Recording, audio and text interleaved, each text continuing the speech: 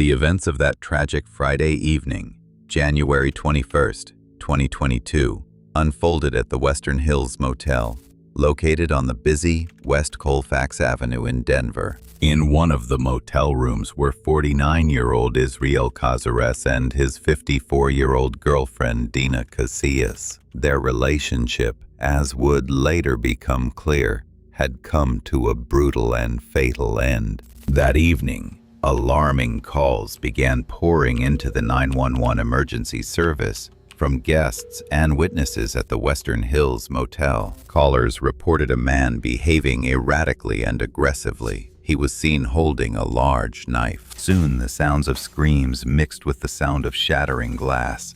Cazares had begun smashing the motel windows. One of the witnesses looked through the window of the room where Cazares was and saw a chilling scene. The walls of the room were splattered with blood. Patrol units from the Denver Police Department were immediately dispatched to the scene. Upon arriving at the specified room, the officers encountered their first obstacle. The door had been barricaded from the inside with furniture, preventing them from entering quickly. The shattered window confirmed the witnesses' reports. Looking through it, the officers saw bloodstains on the walls with their own eyes, indicating an extreme level of violence. Without wasting any time, the officers made the decision to breach the room. Inside, they were met by Israel Cazares, who was still clutching a large knife, the weapon of the crime. Under an overturned mattress, they found the lifeless body of Dina Casillas. Israel Cazares was immediately arrested at the scene of the crime.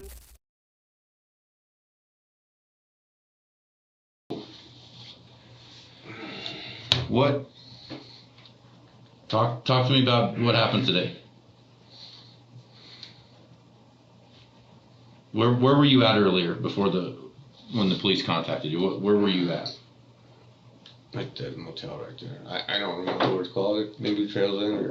Okay. I'm not sure what it's called. It's right behind the Walgreens. So. And who are you at the motel with? With Dina. Okay. Do you know Dina's last name? Casillas. And what is Dina to you? She was nothing to me, you know. She just liked to drag herself along with me. Okay. But there's a reason behind it. Okay. Were you guys in an intimate relationship at all? You know, when I was using her son, I'd let her do things to me. I never did nothing to her. Okay. In this segment, Israel Cazares, accused of murdering his partner Dina Casillas, employs a classic defense strategy. First, devaluation of the victim. He states, "She meant nothing to me." This isn't just a lie about their relationship. It's an attempt at rationalization. In order to commit the murder, he had to strip Dina of her human value, and now he's trying to do the same in front of the investigator. Second, shifting the blame. He adds, "But there's a reason behind it." Cazares implies that the victim is somehow at fault. He even brings up her son, suggesting the relationship was manipulative. Cazares is trying to convince others that the victim didn't matter, and therefore the crime wasn't serious. It's a direct indication of his refusal to take responsibility. Sexual things to you, but... Yeah, Okay. I have never done nothing really, you know. So she's not like a girlfriend? No, but see, that's the whole problem. She thought she was. Okay, she thought she was your girlfriend. Yeah, but I have always told her from the get-go. I told her from the day I met her. I want nothing to do with you. Like, the only reason you're in my house is because I'm helping you. Because she got evicted. She was thrown in the street. Okay. Her and her kid. And this was back in, I don't know, maybe, let me think real quick. Maybe July or August. I can't remember the exact date. Okay. But anyways, so tonight we're at the hotel. Yeah, we're at the hotel. Anybody else there with you guys? No, her son who dropped us off. And what's her son's name? I I don't know his name. I just always forget it. But her dropped you off? Yeah, his Okay. his girlfriend. Okay. What time did they drop you off? I'm not too sure because I don't have a clock or watch or nothing. But I think we got there maybe about 1:30 Okay. in the afternoon. So what happens once you get to the hotel? So this is the only way to explain it is because it all goes together. It all, it all. Because if I tell you the way, you're gonna think I'm just crazy. But I'm not crazy. I'm not crazy one bit. Okay. So tell me in your words what happened. I wasn't there. Yeah, I understand. Well, basically, she was telling me how stupid I was, and I couldn't put two to two together, and that they were coming to get me, and and I know she wasn't lying. Who's coming to get you? I don't know who they are, dude. But she said they're coming to get you? Yeah. Okay. So see, this is what they do to me. Her whole family does this to me. Okay. But there's a lot of people who do it to me, because they, before I used to get high a lot on crack. And I trip out. And people like to film me. And I got a lot of shit. And I'm not sure if you're aware, but I know a lot of these Denver cops. They know who it is. And when they let them do it, it's not even right. It's fucking, so... I don't know how to. I gotta start from the beginning again. Okay. In this segment, we see Casares, cornered by the need to explain the murder, begin to lose touch with reality. His defense shifts from, "I'm not guilty because she meant nothing to me," to, "I'm not guilty because I was set up." Casares was likely experiencing a psychotic episode, possibly drug-induced, at the time of the crime. He shifts the blame onto imaginary persecutors, they, completely removing his own will from the events. The investigator recognizes this and concludes, he's building a case that only he can see. This transition from rationalization to paranoid delusion becomes a key piece of evidence, explaining why the prosecution later downgraded the charge from first-degree murder to second-degree, taking his mental state into account. Before I even met her, years ago, like I said, I smoke crack a lot. Okay. I've always had a roof over my head. I've always, at points in them times though, I was married, and I left. And, I'd find different people I could stay with and stuff. They'd I don't know how it started really, but somebody at one point started filming me. This was a while back. Started filming you? Yeah, Okay. with their phone. Okay. And I don't know who the group is, what the group is, but I'm almost certain it's some kind of government research group. Almost certain. Okay. And now they made it where people can make their own,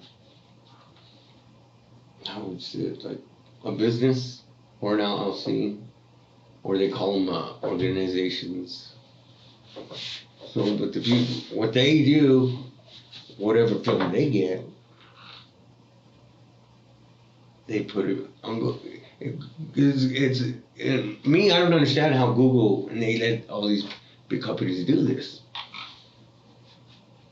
So, what they do? Because I've seen this shit online. In this segment of the interrogation, Israel Casares, who had previously accused Dina of being part of a conspiracy, deepens his delusion, giving it a quasi-official structure.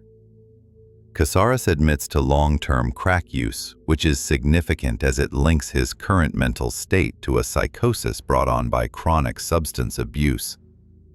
He claims the persecution began years ago when someone started filming him on a phone. That footage, he says, became the foundation of the conspiracy. The delusion escalates. He's almost certain it involves some kind of government research group. He believes these powerful forces enable others to create organizations that use footage of him for display through advertising. Casares isn't simply lying, he's living in an alternate reality. He's convinced he's the victim of a global, well-organized persecution. His detailed and irrational account strongly suggests that at the time of the murder, he was likely under the influence of a severe psychotic episode.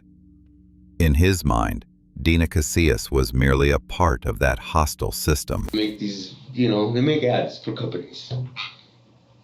I mean, they advertise the ads for these companies.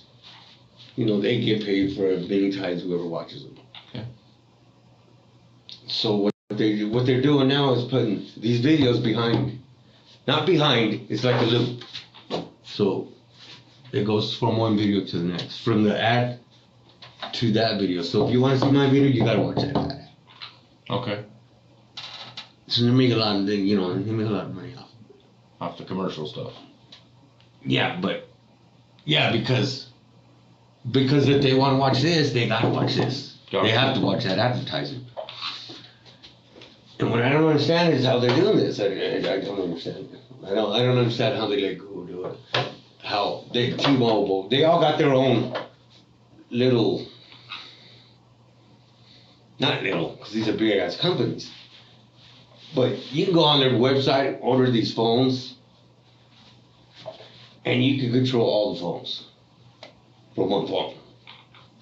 Or 3 or 4 people could control that one phone that they're watching. This account of advertising loops, income streams, and remote control of phones definitively confirms that Casares is trapped in a severe, systematized delusion of persecution. The key takeaway? For Casares, the world is a prison run by a complex network of pursuers. Dina Casillas was merely one of the figures, or pawns, involved in his control. His final statement, "They control everything, and I've had enough," becomes a crucial motif. Within his paranoid framework, the only way to end the control and persecution was to use violence against the nearest pawn, who happened to be Dina. This delusion serves as powerful evidence of his inability to form intent, reinforcing the theory that the crime was committed during a psychotic episode. To me, it's ridiculous, and I'm just tired of it. And so back when I met her, I didn't know her. I didn't want to know her. Are we talking about Dina? Yeah, Dina. Okay. So he was my neighbor.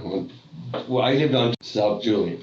Okay. I was in townhouse. Okay. Him and his mom and his son.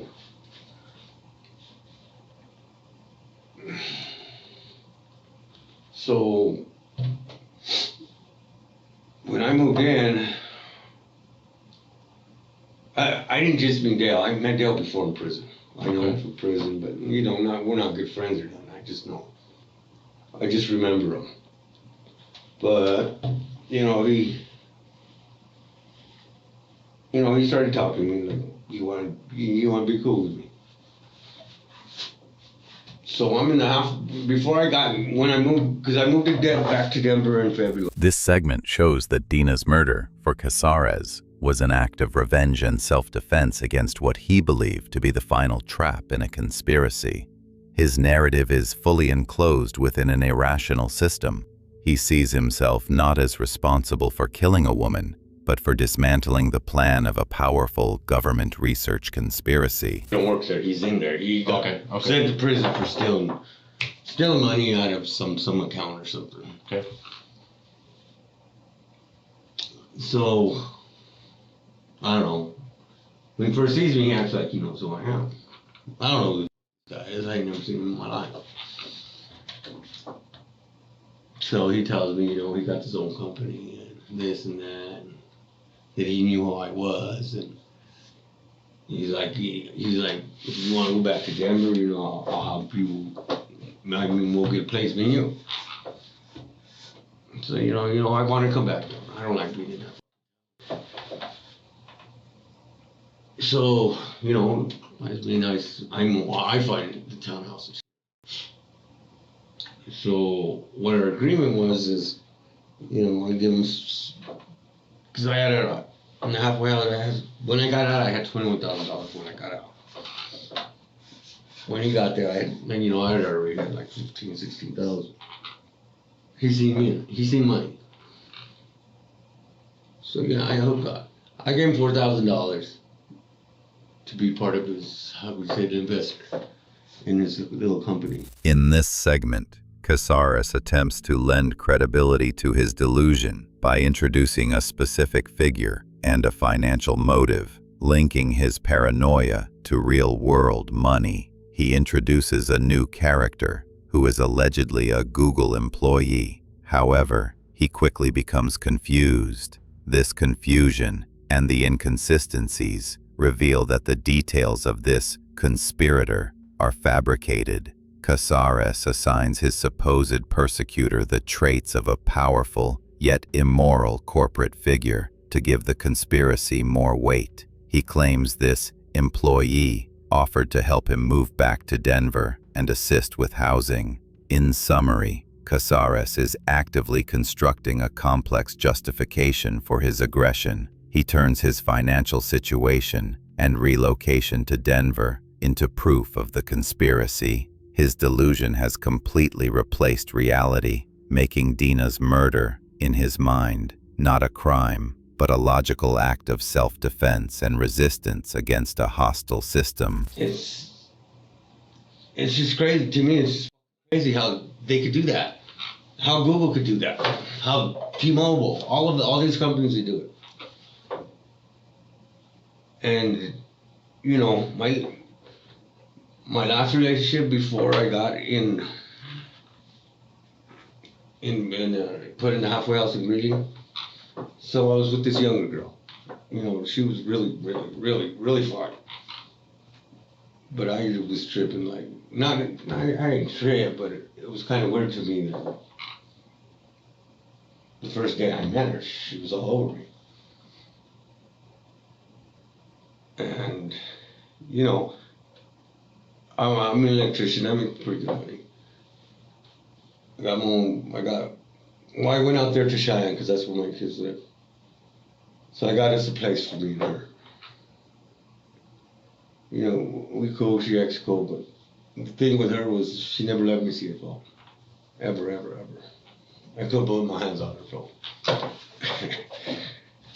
But I respected her wishes. Tax season came up. I know how to do taxes, so she told me, will you do my taxes for me? I was like, yeah, I'll do your taxes for you. This chick's 21, just turned 21 years old. She's making more money than me as a receptionist.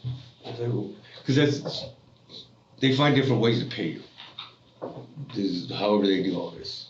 I don't know every bit of it, but I've read a lot about it. I've read a lot of it. And, when I asked her about it, she broke down crying and acted like her whole world ended. I was like, what's the matter with you? I was like, maybe they just made a mistake, act like somebody died. But that's when I figured because before her, I already knew what was going on. Okay. And this has been happening to me for about 5, 6, 7 years. I can't even remember how far back. So when did you meet Dina? I met her in June or July. Of the summer? Yeah, this last summer, 21. In this segment, Casares summarizes his paranoid theory, claiming that Dina Casillas was not the first, but merely the last in a chain of female agents planted in his life to surveil him. Casares completely erases Dina Casillas as a person. To him, she is nothing more than the final piece in a long, exhausting conspiracy. The murder, in his mind, was not a personal act, but a strike against the system he believes has controlled his entire life. This fully supports the theory that he was in the grip of a severe psychotic episode at the time of the crime. The night at the hotel. Well, you know, she's basically sitting there because through the whole time that I've known her, all she does is lie. I mean, she fucking lies and lies and lies. And this lies, is Dina? Yeah. Okay. You know, tells me, yeah, that's all she does. But, you know, he's playing a part in it too.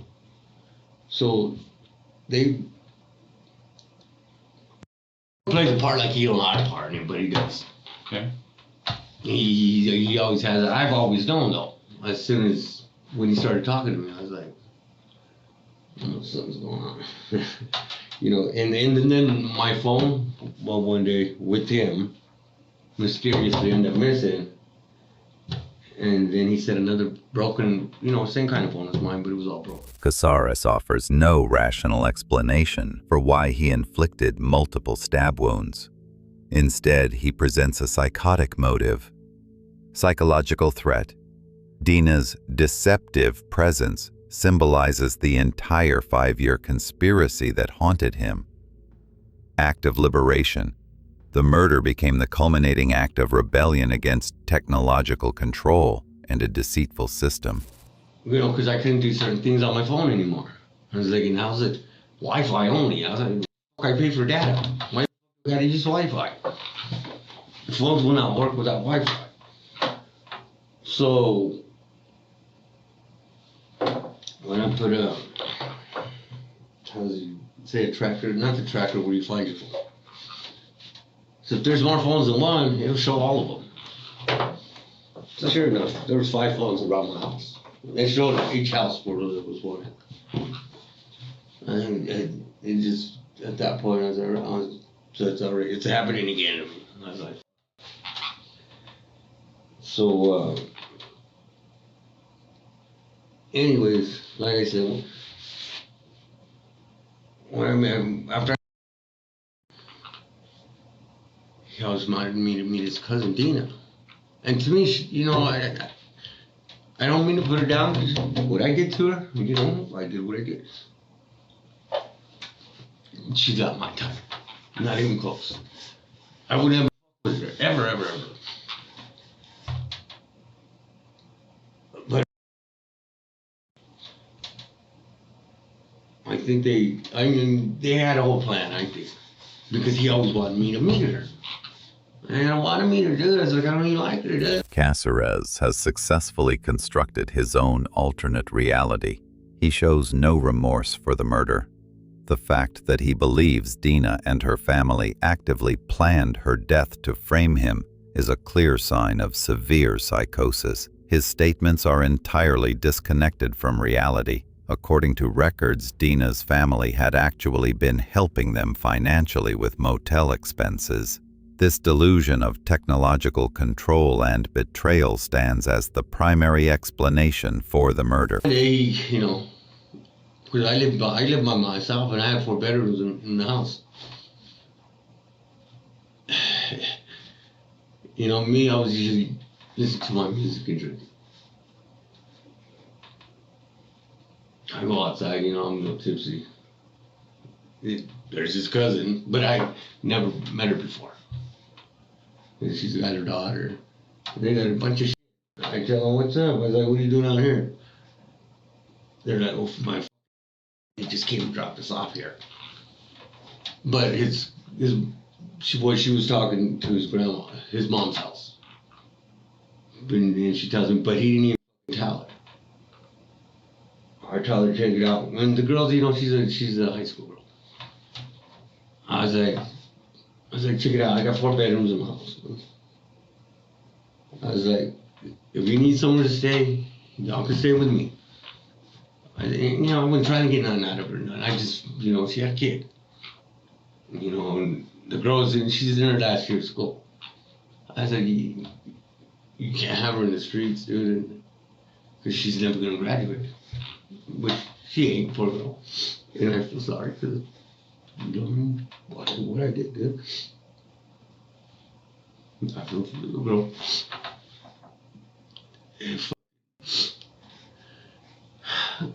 So you know, I moved out my big room. I told her, so y'all feel safe. I was like, you can have my big room with the bathroom. Everything's in the room. I was like, y'all, cause you know, you don't have to come out if you don't want, whatever. But I was like, just don't tell me what to do in my house. I was like, I ain't gonna disrespect you, but I do the same thing all the time. I was like, don't come in my house trying to change me. I was like, what I'm doing is helping you out. I ain't trying to do nothing. And you know, after about a week, you could see she was trying to be all over me. And I told her, no, I told her, Dina, no, it's never gonna happen. Never. I told her, I'm here because I'm trying to help you. So you can get right. And you know, she has a voucher for her housing and everything. But since then, she hasn't done nothing. She has done nothing. But drag around, you know, always wanted to be with me. Since the day I met her. In this segment, Casares describes the beginning of his relationship with Dina Casillas, using the narrative of a noble savior, a story that serves as yet another justification for his later violence. Casares claims that meeting Dina was a pure act of altruism, not part of any conspiracy. This narrative, I was kind, she was ungrateful, is crucial to his psychology. It creates a moral debt in the victim, and when she fails to meet his expectations, he feels betrayed and offended, which he uses to justify his aggression. The conflict begins, according to Casares, when Dina started showing interest in him a week later. In Casares's version, Dina is portrayed as an ungrateful, deceitful, idle woman who failed to appreciate his sacrifice and tried to break his rules, thus earning his wrath. To the hotel tonight. What's going on there? So, you know, Dina does all this stupid bullshit. She's always trying to, I just say it, like, she's always trying to make me feel like a piece of shit. I don't know what I'm doing. And then she's always trying to get me to pick up her grandchildren, the little girls, you know. Like, she's always trying to get me on camera. I was like, what are you doing? You know, I was like, keep your grandchildren away from me. I was like, because what you're doing right now, it kind of seems like you're trying to make me look like a chomo or something. Because I already know what she does to me. But she just denies it constantly. That's all she does. She's like, well, you can't show me where it's at. But I don't know how to. I can't get into it because I don't have that.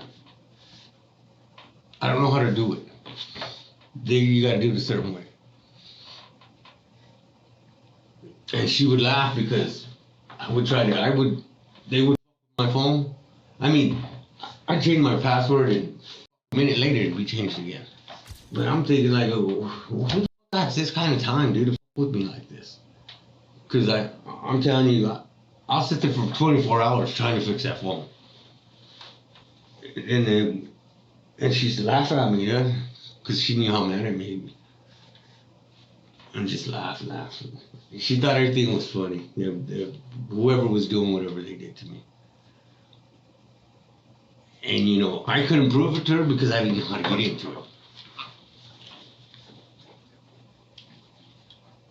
And that's the thing, I don't know how to get into it. But I've seen all the pictures and shit. I've seen them.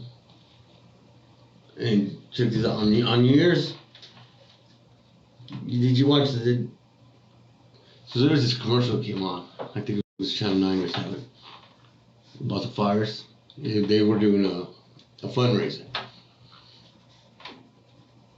And there was only like four little videos they showed. But they played them over and over and over and over. I mean, in the hotel room we were in, I don't know how many times they played it. I mean, over and over and over. Like they wanted me to see something. So I finally did see it. You know. I don't know if you understand how they could put pictures in other pictures. Do you understand that? No. I know that they overplay stuff on the news. Yeah, it's like, well, so in the fires, you know, and the message is, like, we lose homeless people every year or something like that. And you know, I was getting high. But again, like I did, telling her used to feed me. I haven't bought, and then since I got out in February, I bought maybe $20 worth of meth. That's it. In February of last year. $20. Meth. Dina every day feed me. Meth. Okay. Every day. I mean, she always gave it to me every day. If the pipe broke, she'll go get me a brand new one real quick. When I first moved in, you know, I used to do coke. That night, Casares felt completely cornered. His anger grew as Dina laughed at his helpless attempts to fix a hacked phone, something he interpreted as the mockery of an agent. In his mind, Dina was actively involved in the conspiracy. She not only humiliated him, hinting at the possibility of him being accused of a crime, and acted as the supplier of his methadone addiction, fed him methadone every day, but also delivered hidden messages. In the motel room, his delusion reached its peak when Casares saw a commercial on TV that repeated over and over. He interpreted it as a direct message from his persecutors, confirming that the trap had closed. At that moment, Dina ceased to be a person and became a laughing agent, embodying the entire hostile system. For Casares, the murder was a violent breakthrough, an escape from the conspiracy. And I know a lot of people, because you do a drug or something, they think you're crazy, you're stupid, or you see shit. I understand you see shit, but you don't see shit until like 4, 5, 6 days. It depends on your body. Depends on you. You know, and I know when I get to that point. And I usually go to sleep, you know. But no, I see shit. I see shit when I'm not even high. I mean, it's not seeing, it's people do this to me. So, night before last,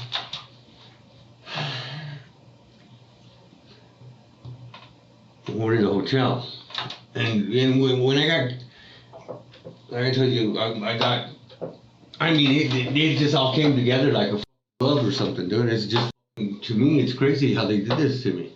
I lost my house, my truck, everything in 1 week. I lost it all. During the interrogation, Casares initially boasted that he had over $20,000 in his accounts after being released, money he claimed to have invested in a fraudulent company run by a prison acquaintance. This story served as his proof that he was a target of conspirators. However, in this segment, he abruptly changes his narrative, claiming he lost all his savings. I mean, all my was missing when I got out. But anyway, so we didn't have the money to pay, but the lady, you know, she was nice enough to let us stay until it was about 9 o'clock at night the next day. But I was, you know, like I said, me, you know, a lot of people know about me. They don't like me.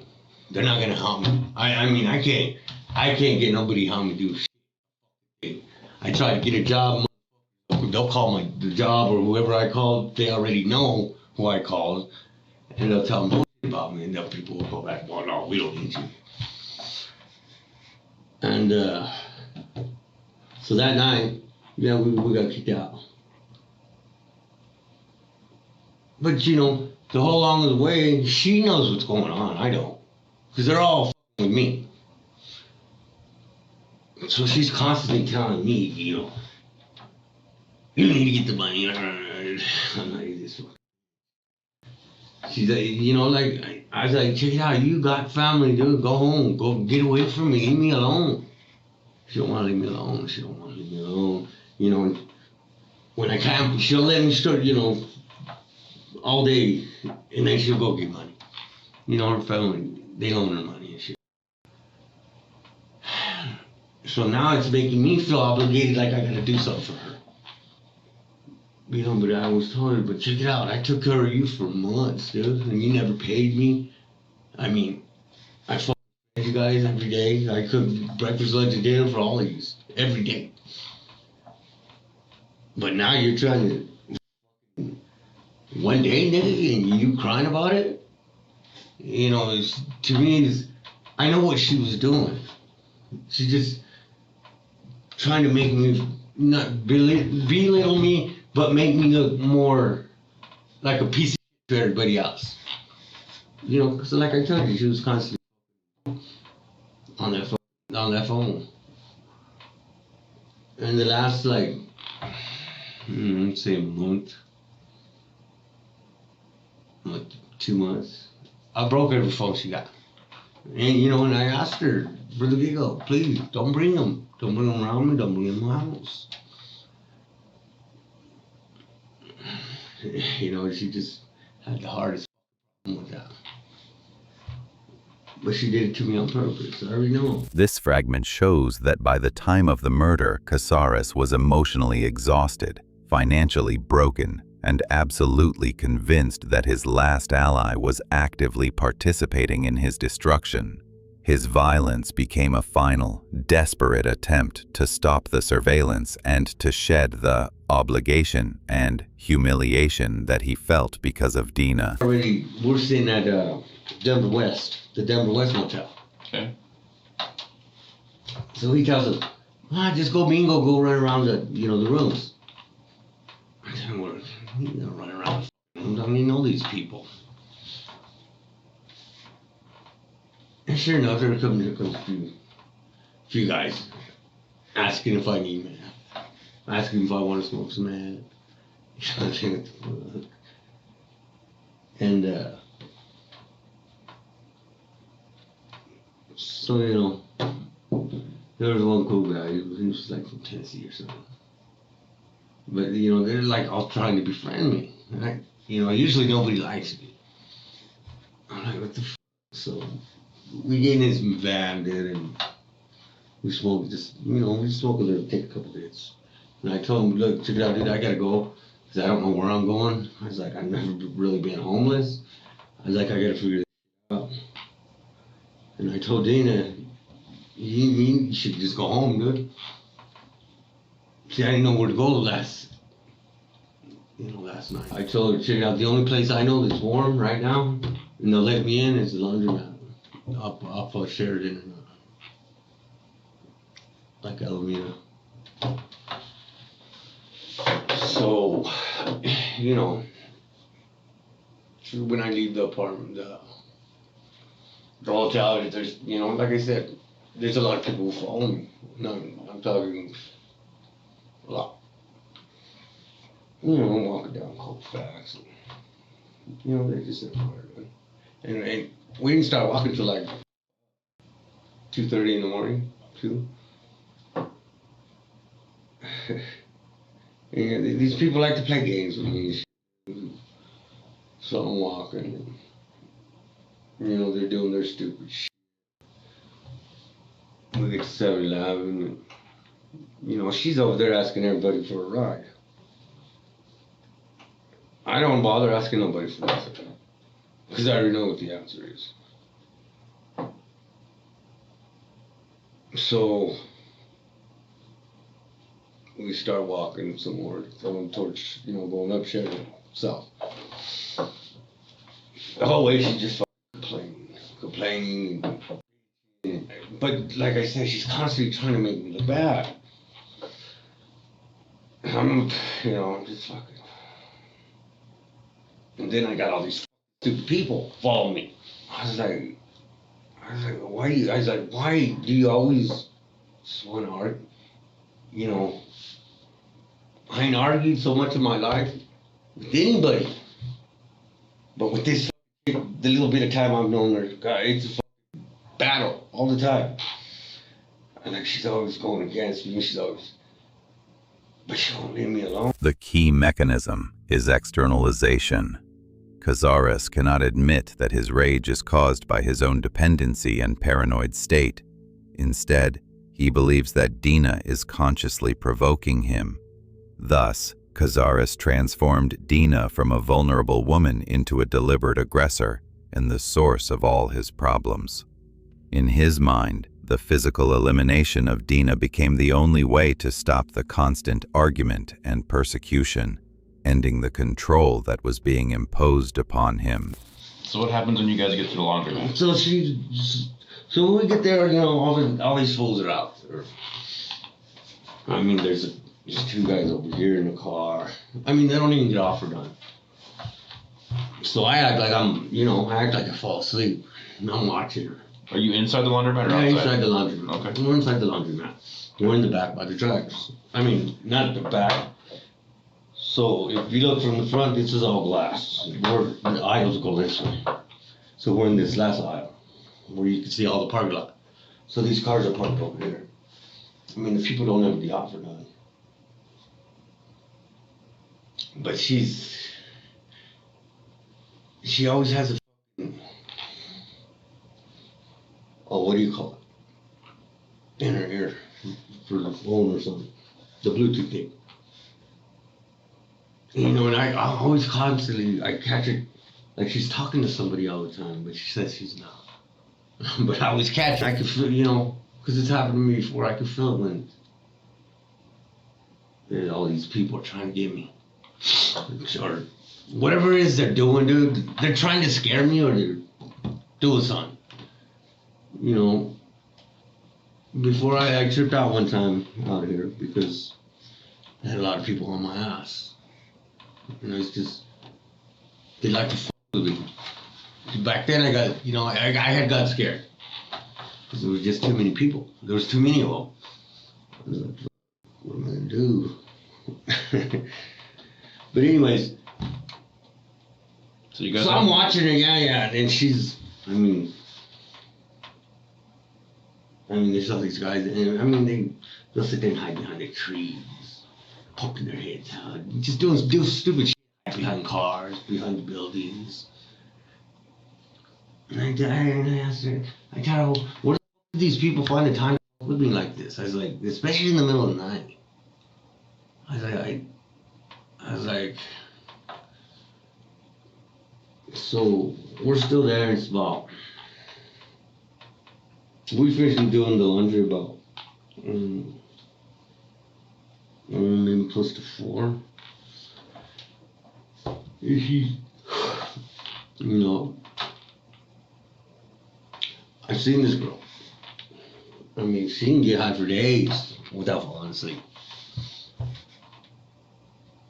And I mean, the night before we slept, but now she's playing a game or something. I don't know. She's acting like she's falling off the table, just doing stupid shit. You can tell it's not real. And I tell her, what are you doing? And all she wants to do is start arguing when I tell her that. I tell her, never mind, do whatever you're doing. So, I don't know, maybe it's about 6. All these guys come in. And you know, they all just walking by doing stupid shit by me.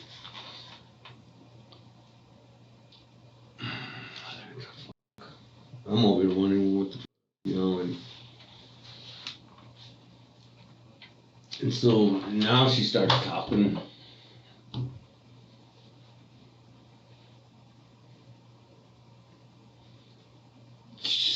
They like to do this thing to me. They'll talk about somebody else, but they're talking about me. They'll say somebody else's name. She's saying, well, they're gonna get him, they're gonna kill him. I was like, oh, really, huh? She's like, oh, yeah. Today's the day. This segment of the interrogation shows how the delusion of persecution completely took over Cazares' mind, leading to a catastrophic outburst of violence. What happened tonight?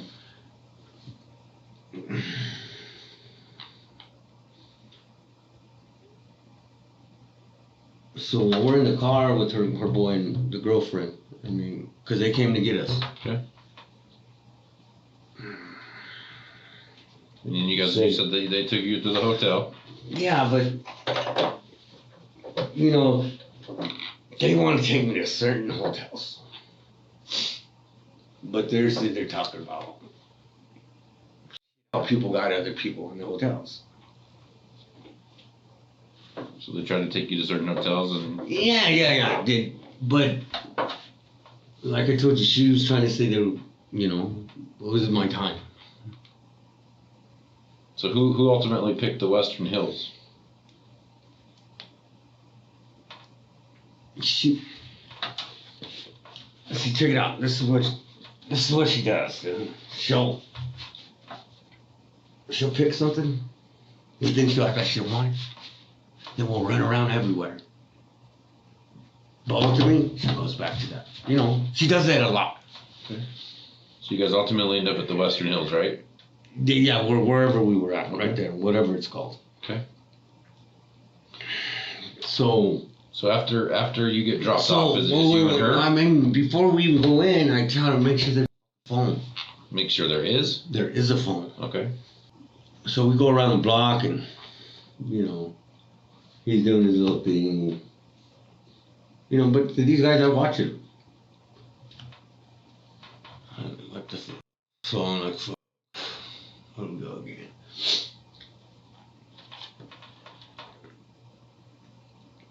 So Dina didn't want to stay at that one though.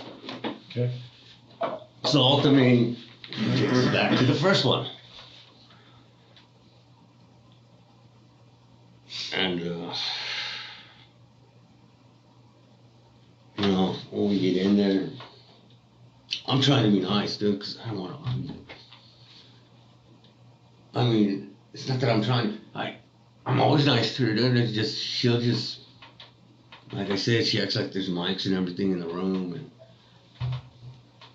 I mean, she starts talking about the walk, how she hurts and this and that, and how cold she was, and I told her, Dina, I know, I was there too. I said, you got him walk, but she has a way of making, like I tell you, it's like something's listening, someone's listening. And she says it loud, you know.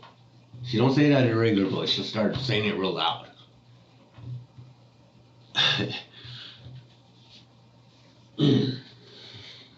So next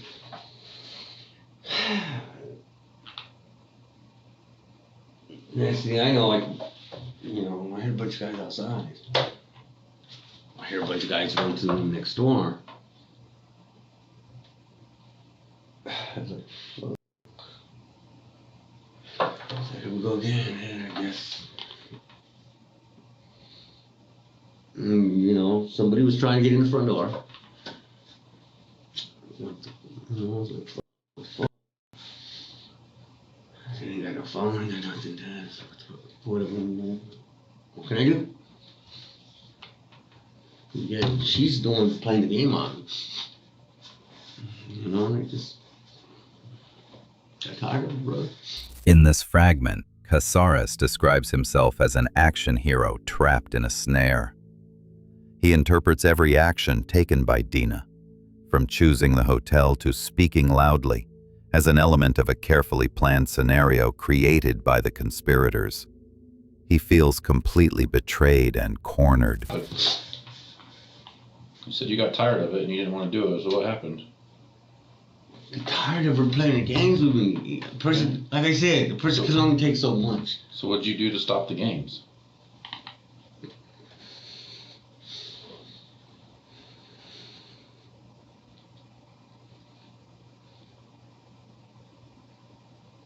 You know, I dropped her. I told her, you better tell these motherfuckers to get the fuck out of here, dude. And she told them, she's like, get out of here, dude. She's like, she told me to leave right now because I had her.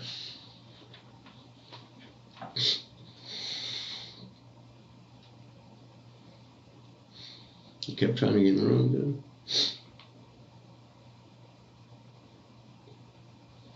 You know, I'm just,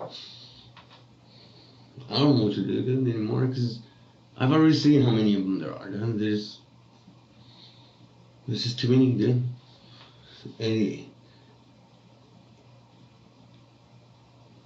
it's weird, you know. She still like to show me like torture videos and like that, like mother tying a dude up and letting pit bulls just him up and shit like that.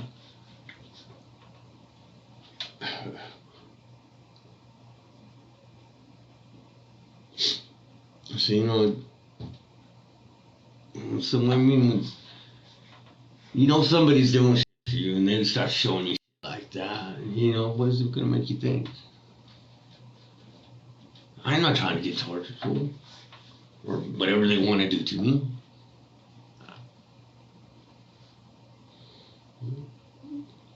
It ain't right what I did, I know that.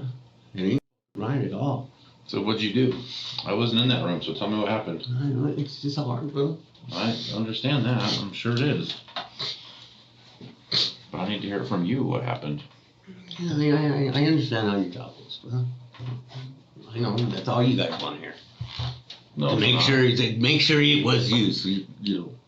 I already told you that, it was me. It was me. I'm not saying it was anybody else.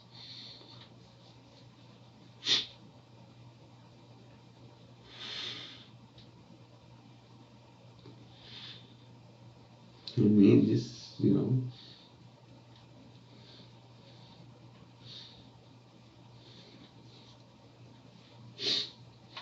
Well, you did so. But You what? Couldn't hear you. I want to make sure I hear everything you tell me clearly.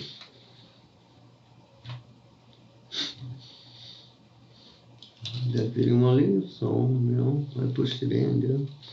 You didn't want to live? No, they didn't want to leave. They didn't want to leave. So you pushed it in? What's that mean? What does I pushed it in mean? The knife. Okay. And where'd you push the knife into? About here.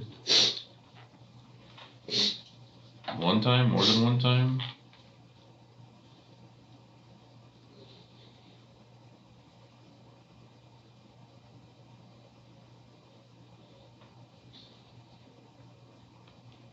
Did she say anything to you?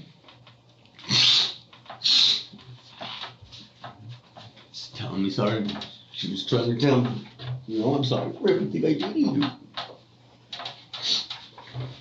But she ain't sorry. She ain't sorry at all. I was never sorry.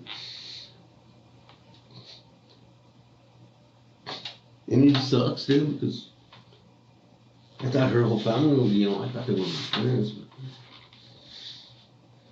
not at all. It's hard, dude. It sucks. You know, like for a daughter, and I'm very sorry what I did, but you know, what they trained my mind. That's what they basically did. You know, what are you supposed to do? I mean, you don't have to do nothing, I guess, if you want to. Well, I don't know why it came to where you had to stab. This fragment is the culmination of the entire interrogation. Israel Casares finally confesses to the murder but immediately shifts the blame by using his delusion. He justifies his violence, claiming that Dina was showing him videos of torture, people being torn apart by pit bulls, to prepare him for what awaited him. This distortion of reality allows him to view Dina's murder as an act of preemptive self-defense against the supposed torture, rather than simply an act of rage. After prolonged resistance and emotional pressure from the interrogator, Casares finally admits that he stabbed Dina. She had more than one injury. So talk to me about that. Why not? She cut the knife like that. I know she had that. That's all. So she has a cut on her hand? Yeah. And then you only hit her one time with the knife? Stabbed her? Or did you stab her more than one time? Is it hard to say that you stabbed her more than what I once? did? I don't want to talk no more because y'all You said just gonna make me seem like I'm crazy, dude. And I'm not crazy at all. I just don't want a doctor to talk for you. I want you to talk for yourself. I can't force you to talk. I understand that, dude. I mean, y'all people won't know what's going on. I mean, dude, you don't know what I feel like. I was like, shit, that bitch made me feel like shit, dude, every day. And she put my shit out there every fucking day. And I'm just tired of it, dude. I'm tired of it. Her whole family's doing it to me. Can I ask you a couple questions? Yeah. Are you sure it's okay? Yeah. To still talk with me? Mm. Why? And his girlfriend went back there. Why didn't you open the door for him? I didn't know what to do. Why didn't you just open the door for him and kick Mom out? Kick Dean out? Oh, this already happened. Okay. So the incident with you and Dina happened before right they away, came dude. back? So it happened like It happened within an hour, dude, that we got there. Okay, so you were only at the hotel for about an hour before it happened? Okay. And she, she was all in my shit telling me how dumb I was, how I couldn't put this together, and, basically telling me I was dumb. Like she, But why didn't you open the door for them when they came back? I didn't know what to do. Okay. Why didn't you open it when the cops came? I didn't know what to do, dude. I wanted the cops to come in and shoot me is what I wanted. Nobody wants that. I do. I did. I'm tired of my life, dude. I mean, I'm tired of what people do to me, the way people treat me. And I'm not a bad person. Everybody I can help, I f***ing help. I never said you were. I It's the mean, first time I've ever met you. I understand that. But I also don't think that we needed to end up here today, tonight, this morning. Okay, but like I said, all the they've done to me all this time. I mean, you can't just get rid of it. Does it just go away? No. Why didn't you walk away from her ever? I know you tried to tell me earlier that she kept following you. Why didn't you just sneak out one night, get away from her? I mean, I need help. I mean, I didn't want to be out in the cold. Call the cops on her and kick her out of your house. I had already lost everything, dude. I don't know. This is what's funny to me too. I got pulled over. I don't have a license. They found my gun. I don't understand how did they just drop that whole case? I don't understand that. There's something going on. Did you want him to drop the case where you got arrested with a gun? Did I want him to? I don't know. I'm not saying I wanted him to. I knew I was in trouble. But Dale did some funny ass shit that day. So I know there's something going on. Well, when did you get arrested for that? Oh, what day was it? Was it in 2022 or 2021? It was in 21, but it was like, I think it was the 22nd or 21st of December. I'll look it Because up. I got out of jail right before Christmas. No, I'll look it up and see what happened. But how does my old case get thrown out over there in Jefferson too? I got a warrant over there in Jefferson too. They're doing weird stuff in court right now, my man. They're doing some weird stuff. But People are getting some- even this, come on. I mean, the cops have been to my house 3 times. Well, this situation's a lot different. No, I understand. Okay. I understand. I'm not saying the other stuff wasn't serious, but this is Oh, way the serious. other stuff was pretty serious too. Yeah, but this is someone's life. Yeah, I understand that, dude. And like I said, I could only take so much, dude. What do you want people to know about why you did this tonight? In your own words. I just want to know what they do to people's fucked up. And I don't know if you know, but I know the damn cops know. I know a lot of cops know. And they play this game with them. And it's not even a game. I'm saying these people, are trying to get rid of people to get high, you know, drug addicts and shit, homeless people. And it's not right. It's not right what they do. And they hide, but they'll send somebody in there to do shit like this. I mean, not what I did, but what she was doing to me. Was what you did right though? No, it was not right. And I'm very sorry for it. I feel bad, dude. Then like I told that cop when he arrested me, I told him, please tell his family I'm sorry, dude. I'm very sorry.